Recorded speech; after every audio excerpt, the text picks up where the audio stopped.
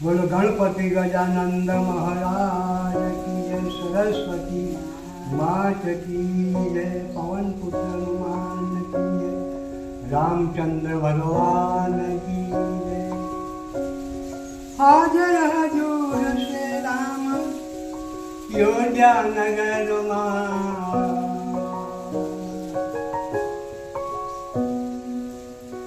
કરો દર્શન ભાવ થકી આય અવસરની જન્મ થયો છે રામનો ત્રેતા યુગની જન્મ મંદિર બન્યું છે રામનો આ કલિયુગની ઉપર જો વૈકુંઠ રૂડું વિષ્ણુ ભગવાનનું ધામ, મૃત્ય લોકમાં જો યોધ્યા બન્યું છે ગામ।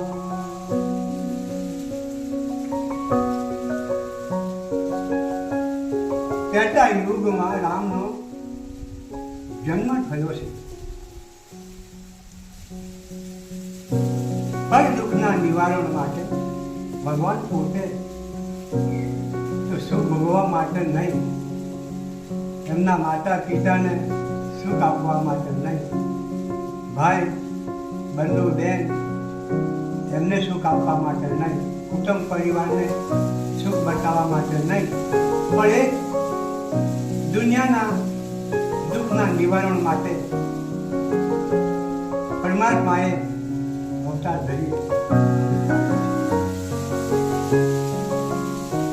ધરીને પ્રભુએ પ્રથમ તો વશિષ્ઠ મુનિ ઋષિના ઉપદેશ લઈને બાણ વિદ્યા શીખ્યા છે। બાણ વિદ્યા શીખ્યા પછી વિશ્વામિત્રની સાથે જંગલમાં ધર્મનું કામ કરવા માટે રામ લક્ષ્મણ 12 વર્ષની ઉંમરે ગયા છે।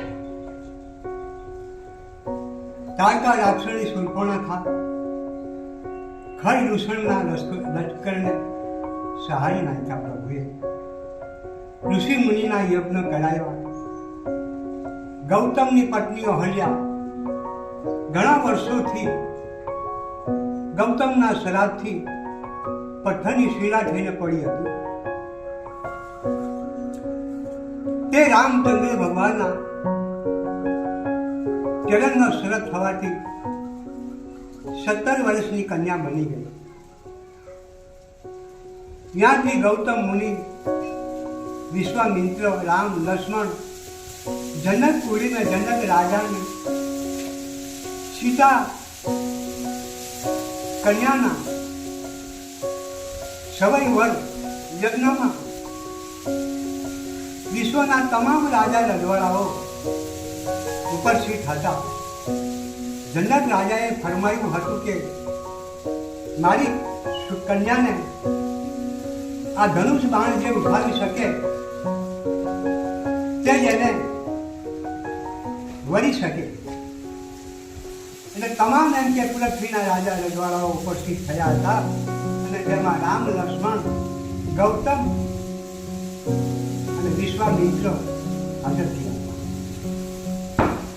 પણ કોઈએ પ્રભુને ઓળખ્યા નથી કે રામ આવ્યા, લક્ષ્મણ આવ્યા। ત્યારે પ્રથમ તેની કાનગીરું રાવણે ઝડપી અને ધનુષ બાણ ઉઠાવે છે। ત્યારે પ્રભુએ વિચાર કર્યો કે ધનુષ બાણ તો ઉઠાવી શકશે, એનું કારણ શું કે તે યોગનો રાજા છે, મહાન બળવાન પણ છે, તો ભગવાને રામલીલા બનાવી એટલે ત્રણ ભૂમિનો વજ્ર ધનુષ પર મૂકી ધનુષ ના ઉઠાવ્યું। તે પછી ઘણા સમય પછી રામ ગુરુ વશિષ્ઠની આજ્ઞા લઈ ધરતી માતાને સન્માન કરી, કુળ દેવતાઓને સન્માન કરી, તમામને શીશ નમાવી અને ઉઠી સભાની અંદર જઈ ધનુષ બાણ ઉઠાવી અને 4 ટુકડા કરી દીધા. આથી પરશુરામે ફરસી લઈને બોલાચાલીનું યુદ્ધ ચાલુ કર્યું છે. શિવનું ધનુષ્ય ઉચકવાનું કીધું હતું તો ભાંગવાનું તમને કોણે કીધું છે?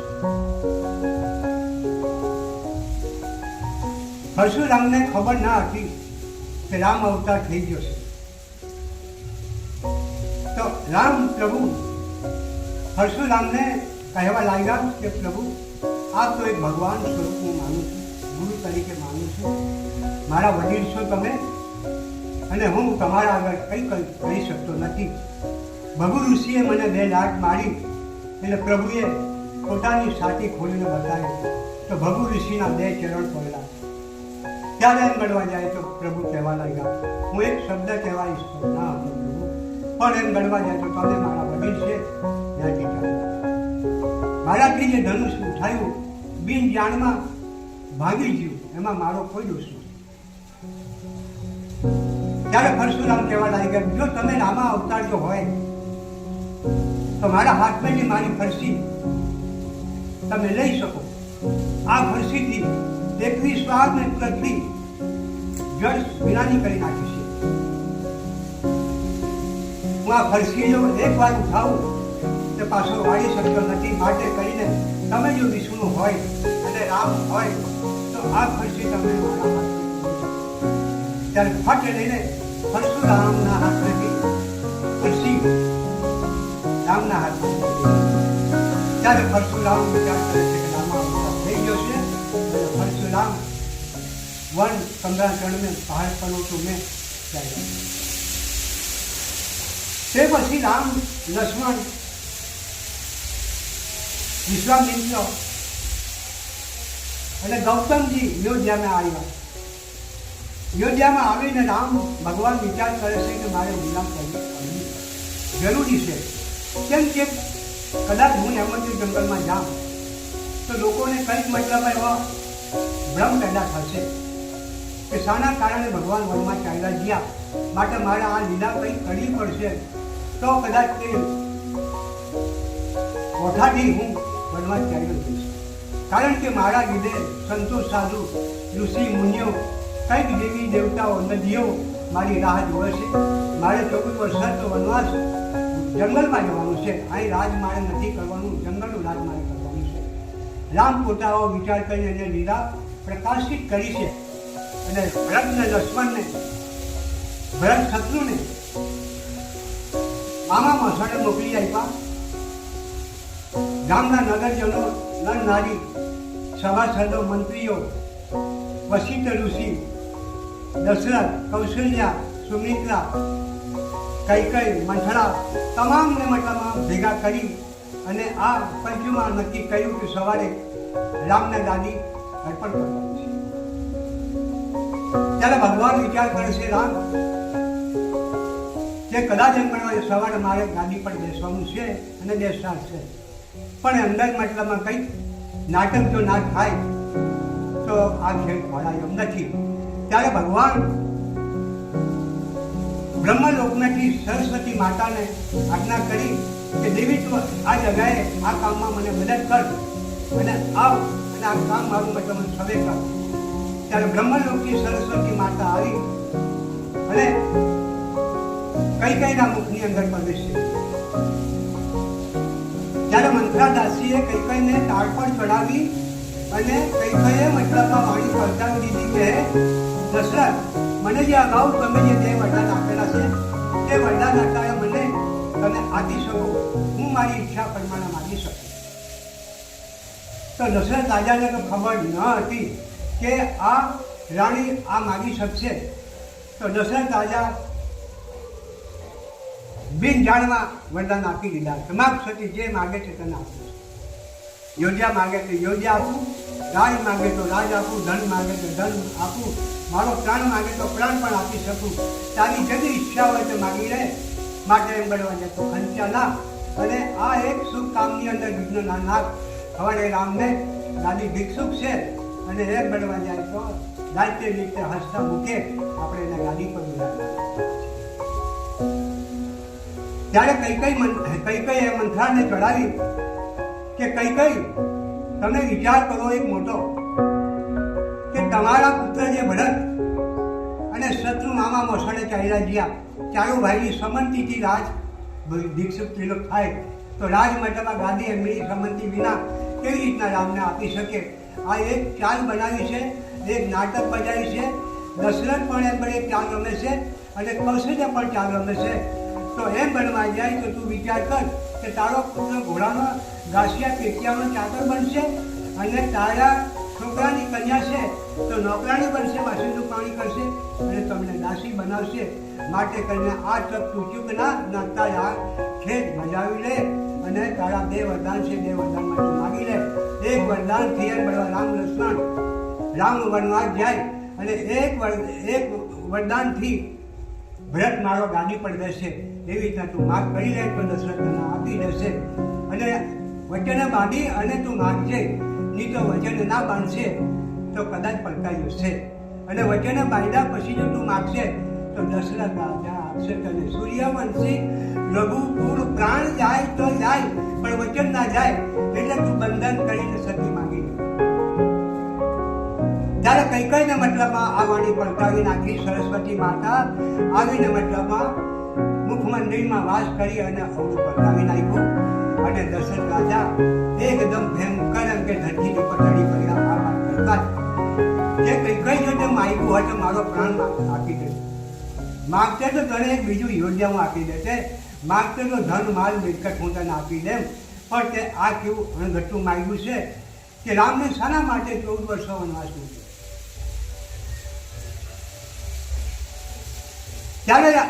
ત્યારે રામ વિચારવા પડી ગયા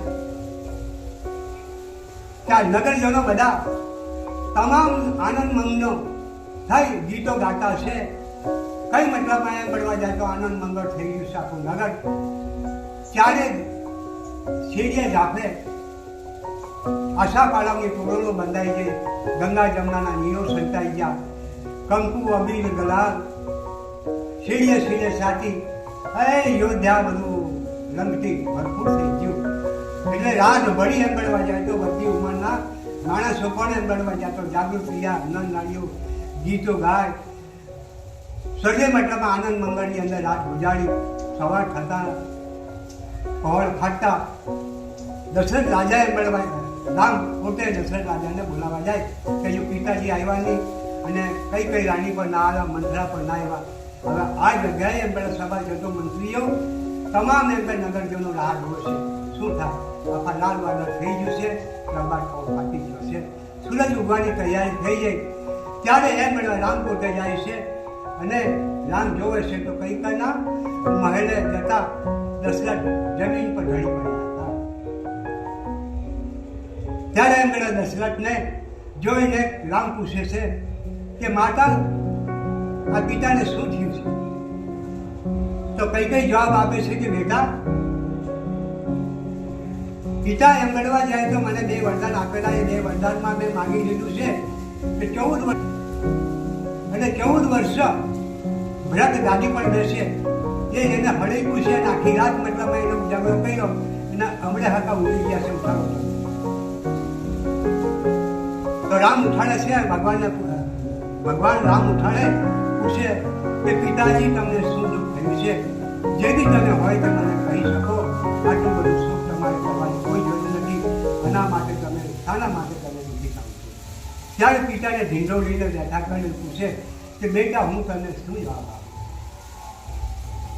મને એક કટાર મારી મારું કલેજું કાઢી નાખ્યું છે અને મને એક નાગર બનીને મારા પંગે ધમકી છે, મને ઝેર વ્યાપી ગયું છે. બેટા મારે શું તારી આગળ બોલવું? આ તો એક અણઘટ્ટું બની ગયું છે બેટા. તો પણ પિતાજી મને તને કહો શું કારણ છે, એ કારણ મને બતાવો. કે બેટા એમ બનવા જાય તો આ 2 વરદાનમાં માતાજી તો કઈ નહીં પિતાજી, એમાં મને કોઈ મને જરા પણ દુઃખ નથી, જરા પણ મને સંકોચ થતું નથી. અને હેમ ગણવા જાય તો તમે દુઃખી ના થાવ. હું અત્યારે ને અત્યારે હું સાદું રૂપ લઈ અને 14 વર્ષો વનવાસ જાઉં છું અને ભરતથી તમે ગાજતે વીતે ગાદી સારી રીતના તમારી સમક્ષ મતલબમાં બધી પ્રજાઓ ખાઈ પીને આનંદ મગ્ન રહેવી જોઈએ. હું 14 વર્ષો વનવાસ ભોગીને પાછો આવીશ. હું મરીશ નહીં પણ પાછો આવીશ. ધર્મના મારે જે કામ કરવાના છે તે કામ સંપૂર્ણ કરીને પાછો હું પરત થઈશ. ત્યારે એમ બનવાય વિરજા નગરની અંદર બધી નર નારીને ખબર પડતા બધા વિચારવા પડી ગયા, શોકમાં પડી ગયા. બુદ્ધા ઉદ્ધા માણસો પણ ચીસો પાડીને રોવા લાગ્યા કે શું થઈ ગયું. સવારે ગાદીએ મતલબ રામને બેસાડવાના હતા અને અચાનક આવી ભૂલ પડી ગઈ. સમય એવો આવેલો હોય શું થઈ ગયું છે. ત્યારે વડલી વડલી ઉંમરના માણસો પણ જડે દસવા લઈ લઈને આખી યોજ્યા નદીની નર નારીઓ બધી દુષ્ટ કરવા લાગ્યા. ઋષિ મુનિઓ, સભાસદો, મંત્રીઓ, તમામ ઋષિઓ પણ એમ મળવા જઈને વિચારમાં પડી ગયા. તાર કીધું છે કે લખ્યા લેખ કદી મીટી ના શકે, વિદ્યુતોના મારેલા લેખ કોઈથી મીઠ્યા ના થાય. ભગવાન તો જાણે છે કે મારે જવાનું છે 14 વર્ષનો વનવાસ, પણ લોકોને ખબર ના હોય તો લોકો કદાચ થોડા ભ્રમ કરી અને શોક કરે છે. ત્યારે ભગવાન એમ બધા સાધુ ઘરે છે, દેશ ઉતારે છે, સાધુનો દેશ બદલે છે. તો સાથે સીધા માતા પણ કહે છે કે પતિ હું તમારા જોડે સુખ પામીશ, પતિ વિના પત્ની સુખ ના પામશે. માટે હું મારો ધર્મ છે પતિવ્રતા, હું નારી છું તો હું તમારી સેવામાં આવીશ.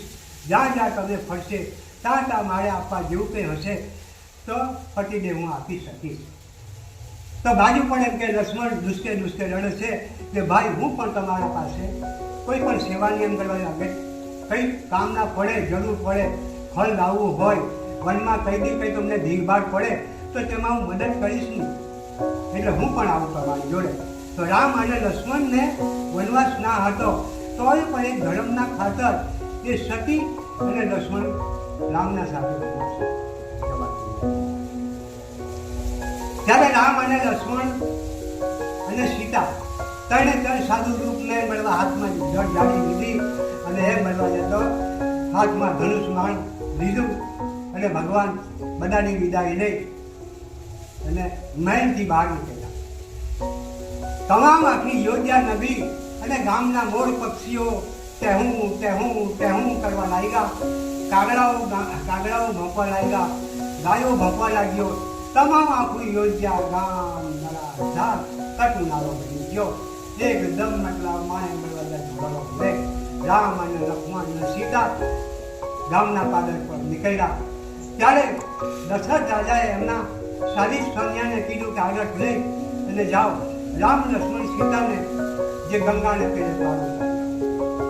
ત્યારે ભગવાન એમ મળવા જાય તો રામ અને લક્ષ્મણ અને સીતા એ રથમાં લે અને સૈન્ય સારી થાકે છે અને પસાડી બધી વસ્તીઓ દોડ મારે છે, લડે છે, માર તોફાન કરે છે કે આ શું બની ગયું, શું કરવાનું હતું, શું થઈ ગયું.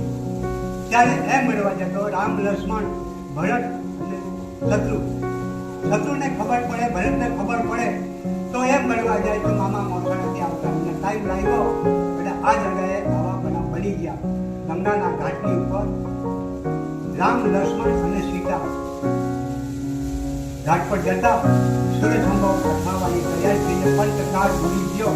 ત્યારે રાત રોકાઈ ગયા અને આખી યોજ્યા નગરી એ ગંગાના ઘાટની ઉપર રામની સાથે રાત રોકાઈ.